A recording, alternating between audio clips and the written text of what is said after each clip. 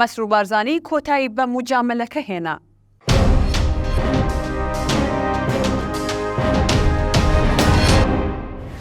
ئەوەی شەوی ڕابردوو سەرۆکوەزیران گوتی بێ پێشینە بوو. شەوی ڕابردوو لە نێو کۆمەڵێک خەڵکی جیاوازی شارەکانی کوردستاندا سەرۆکی حکوومەت پەردەی لەسەر کۆمەڵێک ڕاستی لادا و جۆرێک قسەی کرد کە پێشتر بەو جۆرە نەبینراوە. کورد گوتەنەی کۆتایی بە موجاملەی سیاسی هێنا. مەسرور بارزانی وەڵامی پرسیارەکانی ئامادەبووانی خاڵ بە خاڵدایەوە و زۆر بەورتر وەڵامی ئەو پرسیارانەی دایەوە کە تایبەت بوون بە سلێمانی و پرسی کێبڕکێکانی نێوان پارتی و یەکێتی و ئاریشەکانی نێوان هەردوو تیمی حزب لە حکوومەتدا.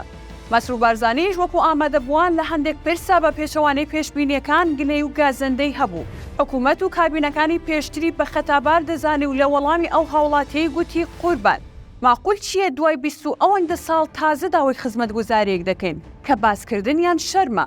مەسرور بارزانیش گوتی منیش تەواو هاوڕاتم ئەو کات کابینەی حکوومەت و دەسەڵاتدارەکانی لەکوێ بوون و خەریکی چی بوون وا سەرەتاییترین کاریان نەکردووە و گوێیان پێنەداوە.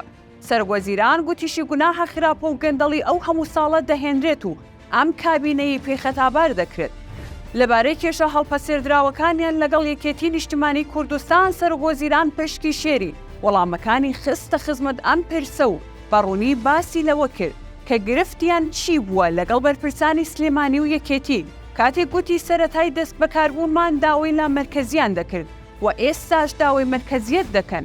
گوتیشی گرفتەکانی ئەوە نییە بەڵکو ئەسڵی ئاریشەکە ئەوەیە گروپێک لەو دەبەرە دەستیان گرتووە بەسەر داهات و قوتی ئەو خەڵکەتە و بۆشتی تایبەتی حزبی بەکاری دەهێن و ناهێڵن ئێماش باسی بکەین. لەبارەی ئەوەی دەگوترا سلێمانی سزا دراوە و مەسرور بارزانی ئابڵوقەی خستۆتە سەر شارەکە تووڕە بوو گوتی ئەو ڕازی نیە هیچ کەس بەو جۆرە لێکدانەوەی بۆ بکات و ئەو خۆی بە دۆست و خزمەتکاری شارەکە دەبینێت.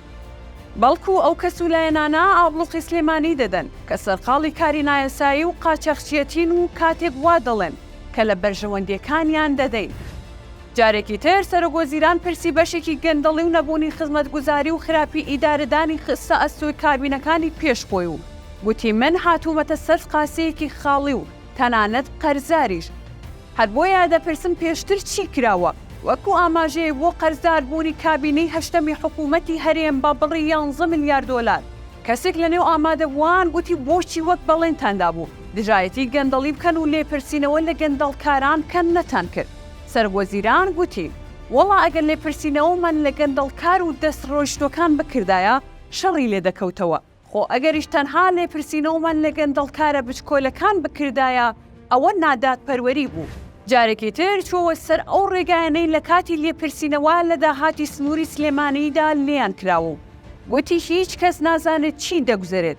مەسرور بارزانی لە کۆتاییەکانی کابینەکەیدا دەستی بە چەند گۆڕانکاری کردووە و سەرەتاش لە ستاف و دواتر لە شێوازی کارکردنیدا بە نمونا لە یەک هەفتەدا وتە بێژەکەی و سەرۆکی دیوانی ئەنجومەنی وەزیران و چەند بەرپرسێکی تری گۆڕیوە و بڕیاری داوە ئیدی ماوە دیداری لەگەڵ خەڵکدا هەبێت و وەڵامی ڕاستەوخۆی پرسیارەکان بداتەوە.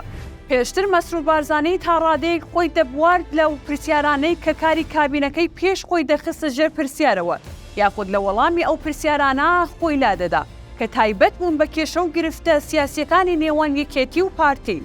بەڵام ئەمجارە جیاواز لە جارەکانی تر وەڵامی هەموو پرسیارەکانی دایەوە و بەڕوونیش بەرپرسانی زۆنی سەوزی بە قاچاقچیەتی و بردننی داهات و دروستکردنی گرفت بۆ حکوومەت تۆمەتبار کرد. ڕوونتریش وەڵامی ئەو پرسیارانەی دایەوە کە بە کەمتەرخەمی کابینەکانی پێشتر دەژمێردران و بەڕوونی گوتی ئەو هەموو کابینەیە لەکوێ بوون کاتێک خەڵک ئەو هەموو داواکاریەی هەبووە. سەرۆکی ئەنجومەنی وەزیرانی حکوومەتی هەرێم مەسرور بارزانی دیدارێکی لەگەڵ بەشێک لە چین و توێژ و ناوچە جیاوازەکانی کوردستان ئەنجامدا. لەو دیدارەدا کە ماوەی کاتژمێرێک و 30 خولەک بوو چەندین پرس باس کران. هەر لەو دیدارەدا بەبێ ناوهێنانی هیچ کەس و لایەنێک چەندین جار سەرۆکی حکوومەت باسی لە وشەی خیانەت و ئاسەنگەکانی بەردەمی کرد و گوتی من ناحەزم زۆر نییە بەڵکو ناحەزانم ئەوانن کە ڕێگریان لێ دەکەم گەندەڵی بکەن. هەروەها ئاماژەی بەوەش کرد کێشەی شەخسی و حیزبیم لەگەڵ هەندێک لایەن و کەستا لەسەر کاری قاچاقچێتی هەبووە لە خاڵە سنووریەکاندا.